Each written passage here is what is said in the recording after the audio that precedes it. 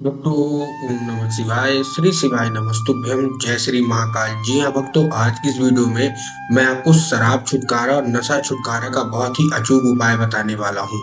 बहुत सारे लोगों के जीवन में कोई न कोई ऐसा व्यक्ति रहता है और बहुत सारे लोगों के घर में भी कोई न कोई ऐसा व्यक्ति रहता है जो कि नशा करता है। तो क्या आपके भी घर में, जो भी मेरी आवाज सुन रहे हैं, वीडियो देख रहे हैं, आपके भी घर में कोई न कोई ऐसा व्यक्ति है जो कि बहुत ज्यादा नशा करता है? उसके नशे से आप लोग बिल्कुल परेशान हो चुके हैं। आपको समझ में नहीं आ रहा कि इसका जो नशा है वो छुड़ाए कैसे जाए। दिन प्रतिदिन उसका जो नशा है वो बढ़ता ही जा रहा है। आपका बहुत ज़्यादा पैसा खर्च हो गया। आप बहुत ज़्यादा परेशान हो चुके हैं। क्यों? क्योंकि आपने इतना ज़्यादा डॉक्टर को दिखा दिया कि आपको समझ में नहीं आ रहा कि अब इसका जो नशा है वो कैसे छुड़ाया जाए। तो आज की ये वीडियो मात्र और मात्र आपके लिए ही है। अगर आपने आज का उपाय अच्छे से कर लिया, सुन लिया, तो मात्र 1 से डेढ़ महीने के अंदर उस व्यक्ति का जो नशा है वो बिल्कुल पूर्णतः छूट जाएगा। आपको भी पता है, पूज्य गुरुदेव की जो कथा होती है उसमें बहुत सारे लोग आते हैं, पत्र के द्वारा अपनी मनोकामना मांगते हैं।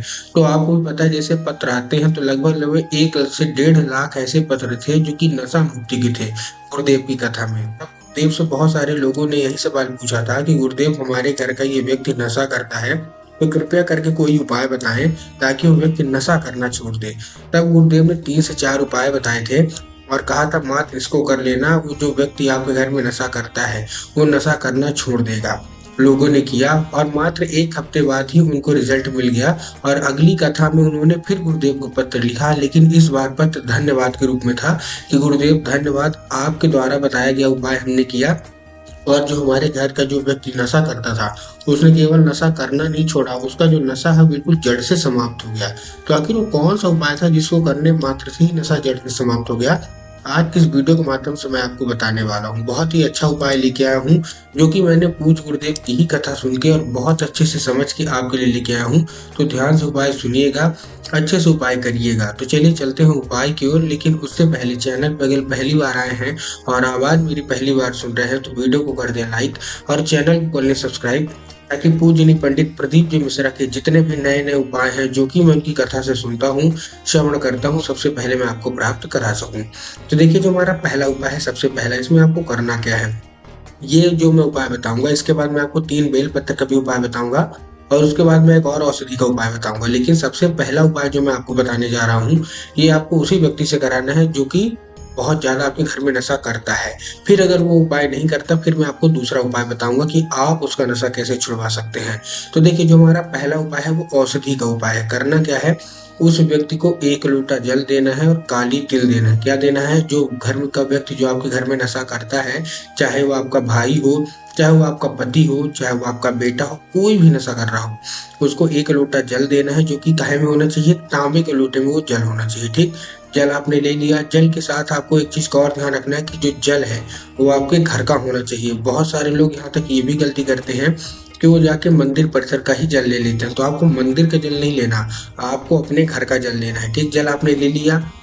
जल के बाद उसमें आपको 3 काली तिल मिला लेना। क्या मिलाना है?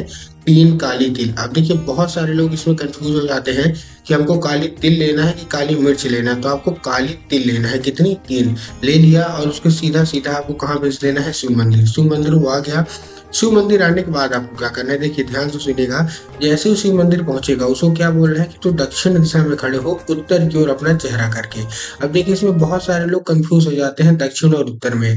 इसका जब प्रश्न गुरुदेव के पास गया, तब गुरुदेव ने इसका उत्तर दिया कि आप जिस शिव मंदिर जा रहे हैं उस शिव मंदिर का जिधर जलाधारी हो, आप अपना चेहरा उधर करके खड़े हो जाइए। ठीक, आप खड़े हो गए। खड़े होने के बाद आपको क्या करना है, ध्यान से सुनिएगा। जैसे ही आप खड़े हो गए, खड़े होने के बाद उनको श्रमभेश्वर महादेव का नाम लेके, कौन सा महादेव का नाम लेके? श्रमभेश्वर महादेव का नाम लेके, जो कि बहुत ही बड़ा नाम है महादेव का। तो आपको क्या करना है, श्रमभेश्वर महादेव का नाम लेके वो अर्पित कर देना है। पूज्य गुरुदेव कहते हैं, अगर 1 से 1.5 महीना लगातार वो शिव मंदिर चला गया और केवल यही बस उपाय कर लिया, उसका सारा का सारा नशा महादेव अवश्य रूप से समाप्त कर देंगे। जीवन में वो कभी भी नशा उसको सताएगा नहीं। ठीक, तो ये था हमारा पहला उपाय। अब देखिए, बहुत आपको भी पता है, हमको भी पता है कि जो लोग नशा करते हैं वो पूजा पाठ में तो विश्वास रखते नहीं है, न कोई उपाय में विश्वास रखते हैं।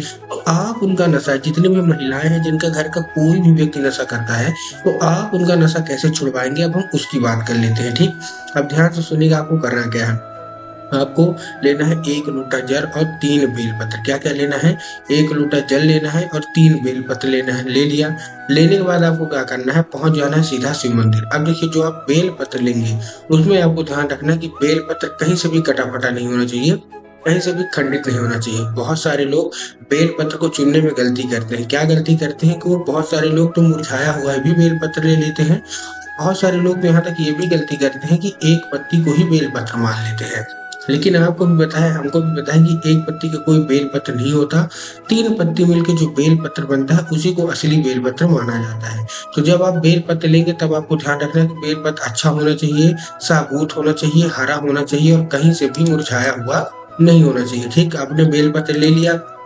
बेलपत्र लेने के बाद और 1 लोटा जल लेने के बाद आपको क्या करना है? आपको चुपचाप पहुँच जाना है शिव मंदिर। शिव मंदिर पहुँचने के बाद आपको फिर से वही दिशा में खड़े होना है। कहाँ? सबसे आपको मतलब जिधर मंदिर की जलाधारी होगी उधर अपना चेहरा करके खड़े हो जाना है। आप खड़े हो गए। अब सबसे पहले आपको क्या करना है? बेलपत्र तीनों के 3 बेलपत्र आपको अर्पित करना है। कौन सा नाम लेके? महादेव का एक बहुत ही सुंदर सा नाम है कुंदकेश्वर महादेव। कौन सा महादेव? कुंदकेश्वर महादेव। तो आपको कुंदकेश्वर महादेव का नाम लेके आपको क्या करना है? सबसे पहले तो बेलपत्र अर्पित करना है। बेलपत्र अर्पित करने के बाद आपको क्या करना है?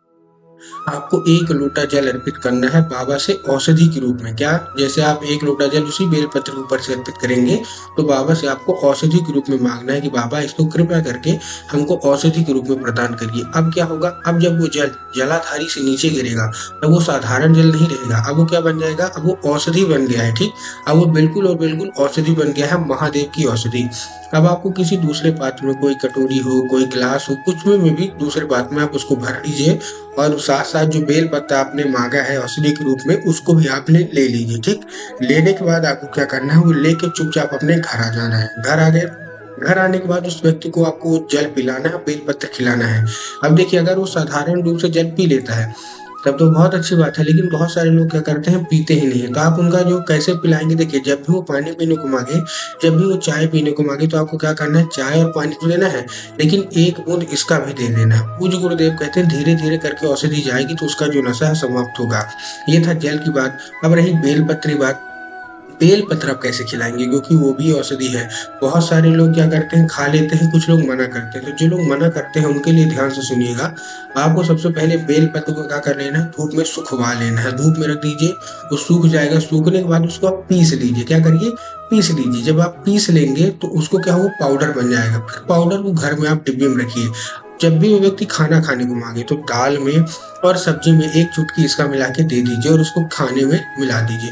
पूज्य गुरुदेव कहते हैं कि उसके अंदर औषधि जानी चाहिए, चाहे जैसे जाए। धीरे-धीरे करके औषधि जाएगी, तो मात्र 1 से 1.5 महीना लगेगा। आप उसका सारा का सारा नशा महादेव अत्यंत रूप से समाप्त कर देंगे।